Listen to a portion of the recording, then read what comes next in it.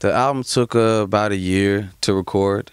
I worked with a cast of people from Chicago producers, Poppy Beats and Smoko Ono and Carter Lang, to OGs like No ID and Pharrell. 1500 or Nothing produced a lot of records on the album. No ID executive produced the album. So really I had this body of work and collection of songs that was missing certain things and needed to come into one cohesive sound, and No ID was really like the guiding force in making it feel like an album. The Autobiography is just it's a human album, and it explores my humanity mainly, and I leave that to the listener to make parallels to themselves. When I say the album is my blood, sweat, and tears and everything I've learned up to this point, it's just because it literally is. The stories I'm telling are, stories of pain, like the song Heaven on Earth, losing my big brother Dare, tumultuous relationship, home wrecker, love, and We Could Be Free, blood, down for some ignorance, tears, wings. Like when I was writing that verse for Wings, the second verse, it's a conversation with myself in internal dialogue, just kind of like depressed, suicidal mind state. And I was pacing back and forth in the studio. I locked the doors, put down the curtains over the windows, and tears were running down my face the whole time. I'm basically just screaming at myself while I'm writing the verse. So when I say the album is my blood, sweat, and tears, that's because it really is. Jay-Z is an executive producer on the album, and he was instrumental in helping me pick the records that were going to make it, and some of the lyrical content, and just helping me to mold the shape of the story and make sure that it pushes along and it takes you on a journey. It was great having Hov introduce me, kind of surreal.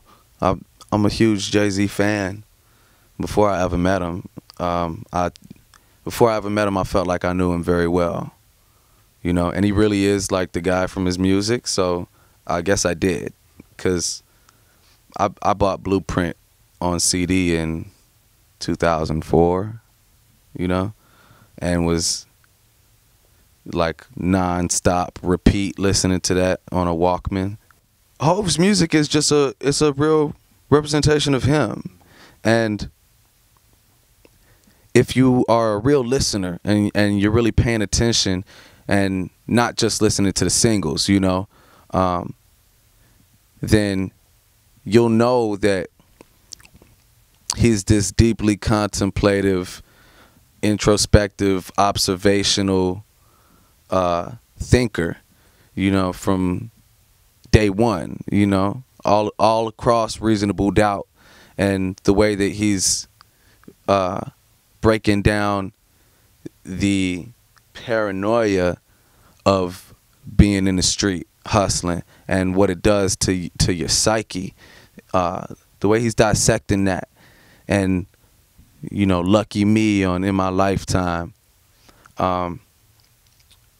He just is that guy. Now, if you're only listening to the singles throughout his discography, I mean, I don't know him to just be like the big pimping guy, but I also know Jay-Z and like as a really grown man, as like a father. I don't know 30-year-old Jay-Z. But I just mean his music is him. He's real. That's why people are hearing this 444 album and are given a different window into Jay-Z, and people really love it because it's like he took all those bits and pieces of vulnerability that he showed across his discography and expanded that into an album. Beyonce, just a great person, really kind, very smart, and very gracious. I talked to him a couple days ago. I saw him in Chicago not too long ago. I mean, you know, I go back really, really far with Chance, and we grew up together. So I'm excited for him to hear this album because, you know, he was around for a lot of the things that I talk about, and it's always interesting when somebody is like in your life but maybe doesn't know the details. They just see like flashes and maybe hear bits and pieces from other people. So I'd be interested to hear his comments.